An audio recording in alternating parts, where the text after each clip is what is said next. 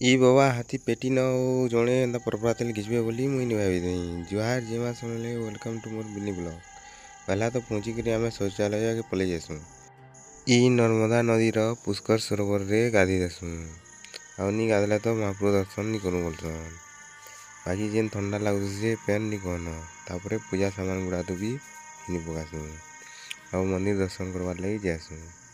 ବାକି ଯେନ୍ ଭିଡ଼ ହେଇଥିସନ୍ ଯେ ନି କହନ। ହେଲେ ଇ ଗେଟ୍ର ଭିତରକେ ଢୁକସୁଁ କି ଆହୁରି ବି ମନ୍ଦିର ଥିସି।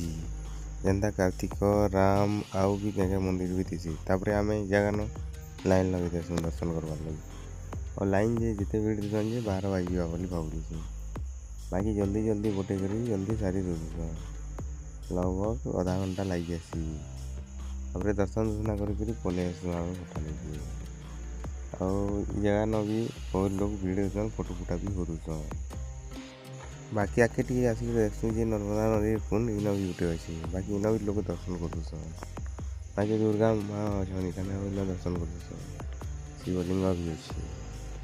ତ ଇ ଜାଗାନ ସବେ ସବୁ ଆଡ଼କେ ଦର୍ଶନ କରିସାରିସନ୍ କି ପଲେଇ ଆଏସୁଁ ବଟ ବୃକ୍ଷନିକି। ଇନ ଯେ ଯେନ୍ତା ତାକର୍ ସିଟ୍ ବାନ୍ଧିକିରି ମନସ୍କାମନା କରୁଥିସନ୍। ତ ଟିକେ ଆଗ୍କେ ଆଏସୁଁ କି ହାତୀର ପେଟିନ ଚିଙ୍ଗିଡ଼ିକିରି ମନସ୍କାମନା ବି ମାଗୁଥିସନ୍। ତ ଆମ୍କେ ଭୋକ୍ ଲାଗିଯାଏସି ବେଲେ ପଲେଇ ଆଏସୁଁ ନାସ୍ତା କରି। କିଏ ଦୋସା ତ କିଏ ଯେ ସିଙ୍ଗ୍ଡ଼ା ଖାଏମୁ ବୋଲୁଥିସନ୍। ବାକି ଜଲ୍ଦି ଜଲ୍ଦି ଖଅ ଜଲ୍ଦି ଜଲ୍ଦି ଯିବାନ ବୋଲସନ୍।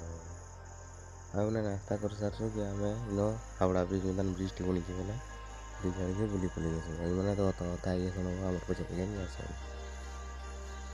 ବାକି ଟିକେ ଆଗ୍କେ ଯାଏସୁଁ ବେଲ୍କେ ଇନ ପାର୍କିଂ ଥିସି। ଆଉ ଇ ପାର୍କିଂର ଇଆଡ଼େ ପିକନିକ୍ ସ୍ପଟ୍ ଅଛେ।